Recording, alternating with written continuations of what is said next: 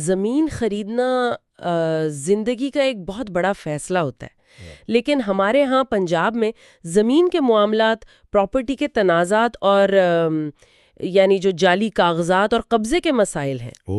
وہ تو ایک مکمل سردرد ہے۔ بالکل، ہاں، یعنی ایک ایسا سردرد جس سے تقریباً ہر خاندان کبھی نہ کبھی ضرور گزرا ہے۔ پٹواری کلچر کہہ لیں یا وہ خجل خواری، اور سب سے بڑا ڈر تو یہ ہوتا ہے کہ کسی نے زندگی بھر کی جمع پونجی لگا کر ایک پلاٹ لیا اور کل کو پتہ چلا کہ اس پہ تو کوئی اور دیوار کھڑی کر رہا ہے۔ ہاں، یا پھر ایک ہی فائل 3 مختلف لوگوں کو بیچی جا چکی ہوتی ہے۔ یہ بہت عام ہے۔ بالکل۔ تو آج کے اس ڈیپ ڈائیو میں ہم ایک ایسی ڈیولپمنٹ پر بات کرنے جا رہے ہیں جو اس پورے فرسودہ نظام کو جڑ سے اکھاڑ پھینکنے کا دعویٰ کر رہی ہیں۔ ہم بات کر رہے ہیں پنجاب حکومت کے اس نئے اقدام کی جسے گرین پراپرٹی سرٹیفکیٹ کہا جا رہا ہے، اور آج کی اس گفتگو کا مقصد یہ ہے کہ ہم اس کی قانونی پیچیدگیوں کو نکال کر سننے والوں کے لیے اس کو بالکل سادہ اور قابل عمل بنا دیں۔ اصل میں یہ ایک ایسا موضوع ہے جس پر بات کرنا وقت کی اہم ترین ضرورت ہے، اور اس تفصیلی جائزے کے لیے ہم نے 2 بہت مستند ذرائع کا سہارا لیا ہے۔ پہلا ذریعہ ہے Punjab land record authority green property certificate act اور ریگولیشنز 2025 کی وہ اصل قانونی دستاویز جس میں اس کی تمام باریکیاں لکھی گئی ہیں، اور دوسرا ذریعہ ہے گراؤنڈ پر ہونے والی اس کی عملی تنصیب اور عوامی رپورٹس۔ ہاں، اور ہماری کوشش یہی ہوگی کہ ان بھاری بھرکم قانونی شاخوں کو، یعنی جو لیگل جارگن ہے، اس کو ایک طرف رکھیں، اور جو لوگ سن رہے ہیں انہیں ایک سادہ قدم بقدم گائیڈ فراہم کریں تاکہ کوئی بھی شخص یہ جان سکے کہ یہ سرٹیفکیٹ دراصل کیا بلا ہے، اس کی ضرورت کیوں پیش آ رہی ہے، اور اسے حاصل کرنے کا اصل طریقہ کیا ہے۔ بالکل۔ تو اگر ہم اس کو بالکل بنیادی سطح سے شروع کریں۔ میرے ذہن میں ایک سوال آ رہا تھا، اگر کوئی عام شخص پوچھے کہ یہ گرین پراپرٹی سرٹیفکیٹ آخر ہے کیا، تو کیا میں اسے پراپرٹی کا بلو ٹک یا زمین کا ایک کمپیوٹرائزڈ شناختی کارڈ کہہ سکتی ہوں؟ کیونکہ پرانے وقتوں میں تو بس فائلز کے پلندے ہوتے تھے، لال رنگ کے فیتے میں بندھے ہوئے کاغذ۔ جی، جنہیں کوئی بھی چائے کے کپ کے ساتھ بیٹھ کر تبدیل کر لیتا تھا۔ ہاں، تو کیا یہ بلو ٹک والی مثال ٹھیک رہے گی؟ یہ بالکل بلو ٹک والی مثال بہت زبردست ہے۔ واقعی پرانے کاغذی نظام اور اس نئی سرٹیفکیٹ میں بنیادی فرق ہی ٹیکنالوجی، شفافیت اور یقین کا ہے۔ دیکھیں، پرانے نظام میں سب سے بڑا مسئلہ یہ تھا کہ زمین کی حدود یعنی باؤنڈریز مبہم ہوتی تھیں۔ کاغذ پر لکھا ہوتا تھا کہ فلاں کی زمین کے دائیں طرف درخت ہے اور بائیں طرف نہر ہے، جو وقت کے ساتھ غائب ہو جاتے ہیں۔ بالکل، درخت کٹ گیا، نہر سوکھ گئی، لیکن یہ نیا سرٹیفکیٹ زمین کی بالکل درست حدود کو ڈیجیٹل نقشے پر ظاہر کرتا ہے، اور سب سے اہم بات، اس پر ریاست کی ضمانت یعنی اسٹیٹ بیکنگ ہوتی ہے۔ اس سرٹیفکیٹ کے اوپر ایک مخصوص QR کوڈ دیا گیا ہے۔ اس کا فائدہ یہ ہے کہ کل کو اگر کوئی بینک لون دینا چاہے، کوئی عدالت ثبوت مانگے یا کوئی نیا خریدار اس پراپرٹی کو چیک کرنا چاہے، تو وہ بس اپنے سمارٹ فون سے اس کوڈ کو سکین کرے گا اور اصلی مالک سے لے کر زمین کی لوکیشن تک سب کچھ اسکرین پر آ جائے۔ اچھا، یہ تو عام عوام کے لیے بہت بڑا ریلیف لگ رہا ہے، لیکن یہاں ایک اور سوال پیدا ہوتا ہے، کیا یہ صرف شہر کے پوش علاقوں کے لیے ہے یا سب کے لیے؟ یعنی اس سرٹیفکیٹ کی ضرورت کس کس کو ہے؟ پنجاب کی حدود میں جائیداد رکھنے والے ہر فرد کو اس کی ضرورت ہے۔ اس میں کوئی تفریق نہیں رکھی گئی، چاہے کسی کا شہر کے بیچوں بیچ کوئی کمرشل پلازا ہو، کسی ہاؤسنگ سوسائٹی میں 5 مرلے کا رہائشی پلاٹ ہو، یا پھر گاؤں میں کئی ایکڑ زرعی زمین ہو، یہ سب کے لیے ہے۔ اور خاص طور پر ان اوورسیز پاکستانیز کے لیے تو یہ ایک نعمت ہے جو بیرون ملک بیٹھ کر دن رات اسی پریشانی میں مبتلا رہتے ہیں کہ پیچھے ان کی زمین پر کسی قبضہ مافیا نے ہاتھ تو نہیں صاف کر لیا، وہ بھی اس کے مکمل اہل ہیں۔ اہلیت کی بات نکلی ہے تو یہ بتائیں کہ کون شخص جا کر یہ کہہ سکتا ہے کہ مجھے یہ سرٹیفکیٹ بنا کر دیں؟ کیا اس کے لیے کوئی خاص شرائط ہیں؟ بنیادی شرط بہت سیدھی سی ہے کہ درخواست دینے والے کے پاس اس جائیداد کا قانونی ٹائٹل ہونا چاہیے، یعنی اس کے پاس اس بات کا ثبوت ہو کہ وہ مالک ہے۔ لیکن یہاں قانون میں ایک بہت ہی دلچسپ اور اہم نکتہ ہے جو خاص طور پر دیہاتی اور زرعی زمین کے حوالے سے ہے۔ اگر کوئی زمین مشترکہ کھاتے یعنی جوائنٹ اونرشپ میں ہے اور اس کی نوعیت زرعی ہے، تو کوئی ایک بھائی یا ایک حصہ دار اکیلے جا کر اپنے حصے کا گرین سرٹیفکیٹ نہیں بنوا سکتا۔ اچھا، جی، قانون کہتا ہے کہ اس کے لیے تمام مشترکہ مالکان کی رضامندی لازمی ہوگی۔ خواب سے کم نہیں ہے۔ یہ تو پھر ایک بہت بڑی رکاوٹ بن جائے گی، کیا خیال ہے؟ ہاں، گراؤنڈ لیول پر یہ واقعی ایک بڑا چیلنج ثابت ہو سکتا ہے، لیکن اس قانون کے پیچھے ایک منطق ہے۔ زرعی زمین میں حصوں کی تقسیم بہت پیچیدہ ہوتی ہے اور اکثر حدود کا تعین نہیں ہوتا۔ اگر ایک حساب دار اکیلے ڈیجیٹل باؤنڈری بنوا لے گا تو باقیوں کے حقوق متاثر ہو سکتے ہیں، ان کی زمین پر انکروچ ہو سکتا ہے۔ البتہ اس میں ایک استثناء یعنی ایکسیپشن بھی ہے۔ وہ کیا؟ اگر اس مشترکہ زرعی زمین کا استعمال تبدیل ہو چکا ہے، مثلاً وہاں اب کھیتی باڑی نہیں ہو رہی بلکہ وہ رہائشی یا کمرشل استعمال میں آ چکی ہے اور متعلقہ اتھارٹی نے اس تبدیلی کو تسلیم کر لیا ہے، تو صورتحال مختلف ہو سکتی ہے اور پھر وہ انفرادی طور پر بھی کارروائی کر سکتے ہیں۔ ٹھیک ہے، یہ ایک اہم وضاحت ہے۔ چلیں اب ذرا اس پورے عمل کو ایک عملی شکل دیتے ہیں۔ جو لوگ سن رہے ہیں ان کی آسانی کے لیے ایک فرضی کردار بنا لیتے ہیں۔ فرض کریں ایک عام شہری ہیں، ہم ان کا نام رکھ لیتے ہیں چچا اسلم۔ چچا اسلم کا ساہیوال میں ایک پلاٹ ہے اور وہ اس کا گرین سرٹیفکیٹ بنوانا چاہتے ہیں۔ انہیں سب سے پہلے اپنے فولڈر میں کون کون سے کاغذات رکھنے ہوں گے؟ چچا اسلم کو زیادہ پریشان ہونے کی ضرورت نہیں، کاغذات کی چیک لسٹ بہت سادہ رکھی گئی ہے۔ سب سے پہلے تو ان کی اپنی شناخت کا ثبوت چاہیے، یعنی ایک درست اور کارآمد کمپیوٹرائزڈ شناختی کارڈ یعنی CNIC۔ اگر کوئی اوورسیز ہیں تو NICOP یا پاسپورٹ بھی چلے گا۔ دوسری چیز زمین کی تفصیلات بتانے والا کوئی کاغذ، جیسے کہ فرد، جمع بندی کا نمبر یا پراپرٹی کا مکمل پتہ۔ ٹھیک، اور تیسری چیز؟ اور تیسری اور آخری چیز ملکیت کا کوئی قانونی ثبوت، جیسے کہ کوئی رجسٹرڈ ڈیڈ، رجسٹری یا انتقال کی کاپی۔ بس یہ 3 چیزیں کافی ہیں۔ زبردست، فولڈر تیار ہو گیا۔ اب چچا اسلم گھر سے نکل کر جائیں گے کہاں؟ اور کیا آج کے دور میں انہیں واقعی دفتروں کے دھکے کھانے پڑیں گے؟ دھکے کھانے والا نظام اب کافی حد تک ختم کیا جا رہا ہے۔ چاچا اسلم کے پاس 2 راستے ہیں، یا تو وہ اپنے قریبی اراضی ریکارڈ سینٹر یعنی ARC چلے جائیں، یا پھر پنجاب لینڈ ریکارڈ اتھارٹی یعنی PLRA کے آن لائن پورٹل کے ذریعے گھر بیٹھے ہی درخواست کا آغاز کر دیں۔ دفتر جانے کی صورت میں وہ متعلقہ کلرک کو اپنے کاغذات دیں گے، کلرک ان کی شناخت اور پراپرٹی کی تفصیلات سسٹم میں درج کرے گا۔ اور پھر باری آئے گی سرکاری فیس کی۔ میں نے کچھ رپورٹس میں پڑھا تھا کہ اس کی فیس میں کچھ رد و بدل ہوا ہے۔ اس حوالے سے کیا اپ ڈیٹ ہے ان ڈاکیومنٹس میں؟ جی، کلرک سسٹم سے ایک چالان نکال کر دے دے گا۔ پروسیسنگ فیس کے حوالے سے تازہ ترین صورتحال یہ ہے کہ اس کی فیس 950 روپے فی سرٹیفکیٹ مقرر کی گئی ہے۔ پہلے شروع میں یہ 700 روپے بتائی جا رہی تھی، لیکن ریگولیشنز کے مطابق اسے اپ ڈیٹ کر کے 950 روپے کر دیا گیا ہے۔ 950 روپے، ٹھیک ہے۔ فیس ادا کرنے کے بعد چاچا اسلم کا چوتھا اور سب سے اہم قدم ہوگا بائیو میٹرک ویریفیکیشن۔ وہ مشین پر انگوٹھا لگائیں گے اور اس کے ساتھ ہی ان کا کام عرضی طور پر ختم ہو جائے گا۔ یعنی فرنٹ اینڈ کا کام مکمل ہو گیا، لیکن اصل گیم تو اب محکمے کے بیک اینڈ پر شروع ہوتی ہے، اور جتنا میں نے اس سسٹم کے بارے میں پڑھا ہے، یہیں پر حکومت کی اصل طاقت اور ٹیکنالوجی کا استعمال نظر آتا ہے۔ یہ کوئی پرانا نظام نہیں ہے کہ کلرک نے کاغذ دیکھا اور مہر لگا دی۔ مجھے بتائیں کہ اندرونی تصدیق کن مراحل سے گزرتی ہے؟ یہ وہ حصہ ہے جسے سمجھ کر واقعی ایک یعنی آہا مومنٹ ملتا ہے۔ حکومت کاغذات پر آنکھیں بند کر کے یقین نہیں کرتی۔ قانون کے تحت یہ تصدیق 3 مختلف سطحوں پر کی جاتی ہے۔ پہلی سطح ہے ذاتی تصدیق یعنی پرسنل ویریفیکیشن۔ اس میں نادرا کی ڈیٹا بیس کے ذریعے درخواست گزار کے فنگر پرنٹس یا چہرے کی شناخت سے یہ کنفرم کیا جاتا ہے کہ جو بندہ دعویٰ کر رہا ہے کیا یہ واقعی وہی شخص ہے۔ چلیں، بندہ تو اصلی نکل آیا۔ دوسری سطح کیا ہے؟ دوسری سطح ہے ملکیتی تصدیق اونرشپ ویریفیکیشن۔ یہاں PLRA کا عملہ پرانے ریکارڈز کو کھنگالتا ہے۔ وہ دیکھتے ہیں کہ ملکیت کا تسلسل یا چین آف ٹائٹل کہیں سے ٹوٹی ہوئی تو نہیں ہے۔ اور یہاں ایک بہت عام لفظ استعمال ہوتا ہے، فرد بادر۔ وہ چیک کرتے ہیں کہ کہیں کوئی فرد بادر تو زیر التوا نہیں ہے۔ تھوڑا سا یہاں رکتے ہیں۔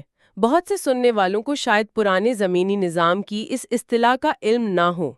فرد بدر کو اگر میں بالکل سادہ الفاظ میں سمجھاؤں تو اس کا مطلب ہے زمینی ریکارڈ میں کسی پرانی غلطی کی درستگی کی درخواست، یعنی اگر ریکارڈ میں کسی کے دادا کا نام غلط لکھا گیا تھا اور وہ کیس ابھی تک حل نہیں ہوا تو وہ فرد بدر کہلاتا ہے۔ ٹھیک کہا میں نے؟ بالکل ٹھیک وضاحت کی۔ اگر ایسا کوئی معاملہ زیر التوا ہے تو نیا سرٹیفکیٹ فوراً جاری نہیں ہوگا۔ اس کے علاوہ وہ یہ بھی چیک کرتے ہیں کہ اس پراپرٹی پر کسی عدالت کا کوئی حکم امتناعی یعنی اسٹے آرڈر تو نہیں ہے، یا کسی بینک کا کوئی قرض یا مارگیج تو نہیں چل رہا۔ ٹھیک۔ اگر یہ سب کلیئر ہو جائے تو پھر تیسری اور سب سے حیران کن سطح آتی ہے، جسے قبضے کی تصدیق یعنی پوزیشن ویریفیکیشن کہتے ہیں۔ اور یہ کیسے ہوتی ہے؟ کیونکہ کاغذوں میں تو سب اچھا ہوتا ہے، لیکن زمین پر جا کر پتہ چلتا ہے کہ وہاں تو کسی اور نے بھینسیں باندھی ہوئی ہیں۔ محکمے کو کیسے پتہ چلے گا کہ قبضہ واقعی اصل مالک کا ہی ہے؟ یہیں پر جیوگرافک انفارمیشن سسٹم یعنی GIS کی انٹری ہوتی ہے۔ اب پرانے دور کا وہ پھیتا یا جریب لے کر زمین ماپنے والا طریقہ ختم ہو رہا ہے۔ باقاعدہ ایک GIS مینیجر فیلڈ سروے کرتا ہے، وہ گاؤں یا موضع کی حد پر موجود تاریخی مربع پتھروں کو بنیاد بناتا ہے۔ یہ مربع پتھر کیا چیز ہے؟ ذرا شہر میں رہنے والوں کے لیے اس کی تھوڑی وضاحت کر دیں۔ مربع پتھر دراصل وہ پکے اور مستقل نشانات ہوتے ہیں جو دہائیوں پہلے زمینوں کی حد بندی کے وقت گاؤں کے کناروں پر لگائے گئے تھے۔ انہیں ایک ریفرنس پوائنٹ یا نقطۂ آغاز کے طور پر استعمال کیا جاتا ہے۔ ان پتھروں کی مدد سے اور آج کی جدید DGPS یعنی ڈیفرنشیل GPS ٹیکنالوجی، جو کہ عام GPS سے کئی گنا زیادہ درست ہوتی ہے، اس کا استعمال کرتے ہوئے زمین کی بالکل انچوں میں پیمائش کی جاتی ہے اور ڈیجیٹل نقشے پر اس کی باؤنڈری مارک کر دی جاتی ہے۔ کمال ہے، لیکن کیا صرف سیٹلائٹ ہی کافی ہے؟ زمین پر تو لوگ لڑ پڑتے ہیں کہ یہ دیوار میری ہے، وہ دیوار میری ہے۔ اسی لیے قانون میں ایک اور شرط رکھی گئی ہے۔ صرف ٹیکنالوجی پر انحصار نہیں کیا گیا، اس ڈیجیٹل پیمائش کے ساتھ ساتھ اسی گاؤں یا علاقے کے کم از کم 2 قانونی مالکان کو بطور گواہ پیش کرنا ہوتا ہے، اور ان گواہوں کی بھی باقاعدہ نادرہ بائیومیٹرک کے ذریعے تصدیق کی جاتی ہے تاکہ کل کو وہ مکر نہ سکیں۔ یہ گواہ اس بات کی تصدیق کرتے ہیں کہ ہاں، زمین پر قبضہ واقعی درخواست گزار کا ہی ہے۔ تو اس کا مطلب ہے کہ کاغذات، جدید سیٹلائٹ ٹیکنالوجی اور زمینی گواہ، یہ تینوں چیزیں مل کر اس نظام کو ایک فول پروف سسٹم بنا رہی ہیں۔ اب اس ساری جانچ پڑتال کے بعد ظاہر ہے کہ نتیجہ نکلے گا۔ میں نے سنا ہے کہ اس نظام میں پراپرٹی کو 2 رنگوں میں تقسیم کیا جا رہا ہے، سبز یا سرخ، یعنی گرین اور ریڈ۔ یہ بالکل ایسا ہی ہے جیسے زندگی بھر کی کمائی کے لیے ٹریفک سگنل۔ یہ سٹیٹس کیسے کام کرتے ہیں؟ بالکل ویسا ہی ہے۔ اگر وہ تینوں ساتوں کی تصدیق مکمل ہو جاتی ہے، ٹائٹل کلیئر ہے، حدود میں کوئی مسئلہ نہیں اور کوئی تنازع سامنے نہیں آتا، تو سسٹم اس پراپرٹی کو گرین سٹیٹس دے دیتا ہے اور باقاعدہ سرٹیفکیٹ جاری کر دیا جاتا ہے، جس کا مطلب ہے کہ زمین اب ڈیجیٹل طور پر محفوظ ہے۔ اور اگر ریڈ سٹیٹس آئے تو؟ اگر خواندہ خواستہ کوئی تنازع نکل آئے، قبضے پر 2 پارٹیاں لڑ رہی ہوں یا ملکیت کا کوئی جھگڑا ہو، تو الیکٹرانک ریکارڈ میں سے ریڈ سٹیٹس دے دیا جاتا ہے، اور درخواست گزار کو محض زبانی نہیں ترکھایا جاتا، بلکہ باقاعدہ ایک انکار کا خط یعنی ریفیوزل لیٹر جاری کیا جاتا ہے، جس میں قانونی وجہ بیان کی گئی ہوتی ہے کہ درخواست کیوں مسترد ہوئی۔ یہ تو بہت زبردست اور شفاف طریقہ کار لگ رہا ہے، لیکن یہاں میں تھوڑا سا ایک محتاط شہری والا کردار ادا کرنا چاہوں گی۔ میں نے PR مہم اور خبروں میں پڑھا ہے کہ یہ سرٹیفکیٹ صرف 5 ورکنگ ڈیز میں مل جائے گا۔ اب ہم سب جانتے ہیں کہ سرکاری محکموں میں 5 دن کا مطلب کیا ہوتا ہے۔ کیا واقعی ایسا ہے؟ قانون اس بارے میں کیا کہتا ہے؟ یہ آپ نے میرا مطلب ہے، یہ بالکل صحیح نقطہ اٹھایا گیا ہے، اور یہ وہ فرق ہے جو عام عوام کو ضرور معلوم ہونا چاہیے، اور نہ لوگ دفتروں میں کلرکوں سے الجھتے رہیں گے۔ پبلک ریلیشنز کی مہم میں جو 5 دن بتائے جا رہے ہیں، وہ دراصل محکمے کی ابتدائی پروسیسنگ کا وقت ہے۔ لیکن اگر ان ریگولیشنز کو غور سے دیکھیں تو وہاں ایک بہت اہم شرط ہے، سیکشن 18 کے تحت۔ کیا شرط ہے وہ؟ حتمی منظوری اور سرٹیفکیٹ جاری کرنے سے پہلے PLRA اس پراپرٹی کی تفصیلات کو اپنی ویب سائٹ پر پورے 15 دن کے لیے ظاہر کرنے کا پابند ہے۔ اچھا، یعنی ایک پبلک نوٹس کی طرح، تاکہ اگر کسی اور کو اس زمین پر کوئی دعویٰ ہے تو وہ سامنے آ سکے؟ بالکل، مقصد یہ ہے کہ اگر کسی شخص کا حق مارا جا رہا ہے تو وہ ان 15 دنوں کے اندر آن لائن پورٹل کے ذریعے اپنا اعتراض درج کروا سکے۔ تو سننے والوں کے لیے یہ جاننا بہت ضروری ہے کہ اگرچہ ابتدائی کارروائی 5 دن میں ہو جائے گی، لیکن قانونی طور پر اس میں 15 دن کا آبجیکشن پیریڈ شامل ہے۔ اس لیے ذہنی طور پر 20 دن کا وقت رکھ کر چلیں، اور اگر 1 ہفتے میں سرٹیفکیٹ نہ ملے تو پریشان ہونے یا جھگڑنے کی ضرورت نہیں ہے۔ یہ بہت زبردست مشورہ ہے۔ امیدیں حقیقت پسندانہ ہونی چاہیے۔ اب ظاہر ہے جب ایک نیا نظام آتا ہے تو لوگ غلطیاں بھی کرتے ہیں۔ کیا کچھ ایسی عام غلطیاں ہیں جو لوگ اس عمل کے دوران کر سکتے ہیں جن سے ان کی درخواست سیدھی ریڈ سٹیٹس میں چلی جائے؟ جی، 2-3 غلطیاں بہت عام ہو سکتی ہیں۔ ایک کا ذکر تو ہم کر چکے ہیں کہ مشترکہ خاندانی زمین میں اگر کوئی ایک بھائی باقیوں کو بتائے بغیر اپلائی کر دے تو کام وہیں رک جائے گا۔ دوسری بڑی غلطی زمین کے رقبے یا حدود میں تجاوزات یعنی انکروچمنٹس کا ہونا ہے۔ یعنی اگر کسی نے اپنے پلاٹ کے آگے سرکاری گلی میں تھوڑی سی دیوار بڑھا کر بنائی ہوئی ہے، جو ہمارے ہاں بہت عام رواج ہے، تو کیا ہوگا؟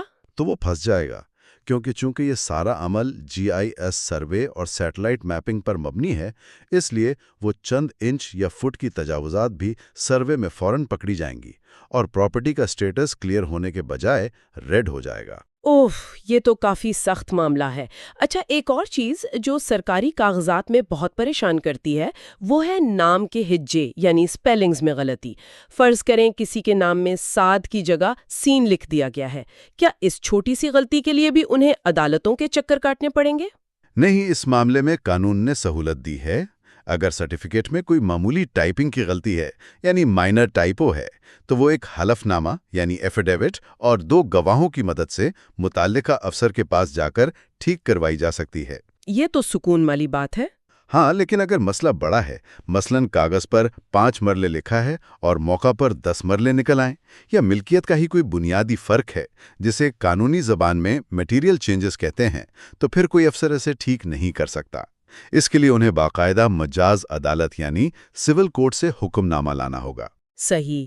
ایک اور اصطلاح جو دیہاتی زمینوں کے حوالے سے بہت سننے کو ملتی ہے وہ ہے شاملات دے۔ بہت سے لوگ اس پر بھی دعوے کر رہے ہوتے ہیں۔ جو لوگ اس لفظ سے ناواقف ہیں ان کے لیے میں بتا دوں کہ یہ گاؤں کی وہ مشترکہ زمین ہوتی ہے جو قبرستان، چاراگاہوں یا راستوں کے لیے چھوڑی جاتی ہے۔ اس نئے قانون کا اس شاملات دے کے ساتھ کیا سلوک ہوگا؟ شاملات دے پر قانون بہت واضح ہے اس دفعہ۔ اگر تو وہ زمین واقعی عوامی مقاصد جیسا قبرستان یا کھیل کا میدان اس کے لیے استعمال ہو رہی ہے تو حکومت اسے GIS کے ذریعے شناخت کر کے مستقل پبلک ریکارڈ کے طور پر بلاک کر دے گی۔ یعنی کوئی اسے بیچ نہیں سکے گا؟ بالکل، کوئی اسے بیچ یا خرید نہیں سکے گا، لیکن اگر کوئی شخص دعویٰ کرتا ہے کہ شاملات دے کے کسی خاص حصے پر اس کا نجی اور خاندانی حق ہے تو اسے زبانی دعوے کے بجائے رجسٹرڈ ڈیڈز یا عدالتی حکم کے ذریعے اپنا حق ثابت کرنا ہوگا۔ بغیر ٹھوس ثبوت کے گرین سرٹیفکیٹ نہیں ملے گا۔ ٹھیک ہے، یہ سب سننے کے بعد کوئی بھی شخص یہ سوچ سکتا ہے کہ اتنی لمبی چوڑی تصدیق، ڈیجیٹل میپنگ اور اعتراضات کا وقت، آخر اتنی خجل خواری کرنے کا فائدہ کیا ہے؟ یعنی عام شہری کے بٹوے یا اس کے سکون پر اس کا کیا اثر پڑے گا؟ اس کے قانونی اثرات کیا ہیں؟ سب سے بڑا قانونی اثر تو یہ ہے کہ ریگولیشن 26 کے تحت جس دن یہ گرین پراپرٹی سرٹیفکیٹ مل گیا وہ پچھلے تمام کاغذی ثبوتوں کو منسوخ یعنی سپرسیڈ کر دے گا۔ اچھا، یعنی پرانے کاغذات کی کوئی حیثیت نہیں رہے گی؟ بالکل نہیں، یعنی پھر کوئی پرانی زرد رنگ کی فائل لے کر زمین پر دعویٰ نہیں کر سکتا۔ یہ سرٹیفکیٹ ہی حتمی ثبوت ہوگا۔ اور اس کا دوسرا بڑا فائدہ معاشی ہے۔ وہ کس طرح؟ چونکہ یہ ایک تصدیق شدہ اور شفاف ریکارڈ ہے، اس لیے بینک اس سرٹیفکیٹ کی بنیاد پر پراپرٹی پر کم مارک اپ اور بہت تیزی سے قرض دینے کو ترجیح دیں گے، کیونکہ ان کا رسک تقریباً ختم ہو جاتا ہے۔ اس کے علاوہ پراپرٹی کی خرید و فروخت میں تیزی آئے گی، کیونکہ خریدار کو اب پٹواری کے پاس جا کر پرانے ریکارڈز کھنگالنے کی ضرورت نہیں رہے گی۔ اور جہاں تک مجھے معلوم ہے اس سارے عمل کو چلانے کے لیے پنجاب لینڈ ریکارڈ اتھارٹی نے باقاعدہ ایک نیا پلیٹ فارم بھی بنایا ہے جسے لیمپ یعنی لینڈ مینجمنٹ پلیٹ فارم کہا جا رہا ہے۔ ٹھیک کہا۔ لیمپ پورے پنجاب کی زمینوں کو ایک کمپیوٹرائزڈ پارسل بیسڈ سسٹم پر لا رہا ہے۔ یہ سمجھ لیں کہ یہ ایک ایسا ڈیجیٹل جال ہے جو پورے صوبے کی زمینوں کے ڈیٹا کو ایک جگہ اکٹھا کر کے محفوظ کر رہا ہے تاکہ شفافیت کو یقینی بنایا جا سکے۔ زبردست۔ تو جو لوگ ہمارا یہ ڈیپ ڈائیو سن رہے ہیں اور سوچ رہے ہیں کہ کل ہی جا کر اپلائی کریں، ان کے لیے کوئی عملی تجاویز ہیں یعنی پریکٹیکل ٹپس تاکہ ان کا وقت بچ سکے؟ 2 بہت اہم ٹپس ہیں۔ پہلی یہ کہ اپنا شناختی کارڈ اور پراپرٹی کے پرانے کاغذات پہلے سے اپڈیٹ اور ایک فائل میں رکھیں۔ اور دوسری ٹپ، یہ پروگرام پورے پنجاب میں ایک ساتھ نہیں آیا۔ پہلے مرحلے میں اسے 28 اضلاع میں لانچ کیا گیا ہے۔ کون کون سے اضلاع شامل ہیں اس میں؟ ان میں لاہور، ملتان، سیالکوٹ، ساہیوال اور گجرانوالہ جیسے شہر شامل ہیں۔ اس لیے دفتر جانے سے پہلے آن لائن چیک کر لیں کہ کیا آپ کا یعنی کہ اس شخص کا ضلع اس لسٹ میں آ چکا ہے یا نہیں۔ اور ایک بونس ٹپ یہ ہے کہ ابتدائی مدت کے دوران حکومت فری باؤنڈری سروے کی پیشکش کر رہی ہے۔ یعنی وہ جو مہنگا GIS سروے ہے وہ مفت ہے؟ جی، وہ محدود وقت کے لیے مفت ہے، تو جتنا جلدی ہو سکے اس سے فائدہ اٹھانا چاہیے۔